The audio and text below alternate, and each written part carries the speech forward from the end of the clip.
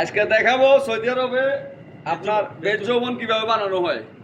এটা হলো ভেজ যৌবন বা আমরা অনেকে বলি আন্ডার বার্গার। দেখেন আপনারা কেমন ফার্স্টে আমি বানাই। দিতেছি এখানে ভাই এই যে ভেজ যৌবনটা বানাইবেন এখানে কি কি দিবেন?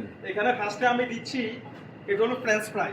French fry. হ্যাঁ, ফ্রেঞ্চ ফ্রাইটা এটা আসে, এটা আমাদের দেশের না, সৌদি আরবের না, এই জিনিসটা হলো আপনার বেলজিয়াম থেকে আসে। বেলজিয়াম থেকে আসে। বেলজিয়াম থেকে আসে। আচ্ছা আচ্ছা। তারপরে দিয়ে দিচ্ছি আমি টমেটো কেচাপ দিয়ে দিচ্ছি। কেচাপ মানে এটা হচ্ছে চস। চস আমরা চস বলি। এটা হলো মাইনিজ। মাইনিজ বলতে কি বুঝে এটা? মানে মাইনিজ সবাই চিনে, এটা মাইনিজ সবাই চিনে। আচ্ছা। তারপর আমি এখানে ডিমটা দিয়ে দেব। এই ডিমটা আমি এখানে দিয়ে দিব, এই ডিমটা। তারপরে আমি একটু ক্রিম দিচ্ছি। অনেকে ক্রিম বলে, অনেকে বলে এখানে চিজ বলে আর কি। চিজ সৌদি আরবে চিজ বলে। জি জি। চিজ বলে, এই চিজটা দিয়ে দিচ্ছি।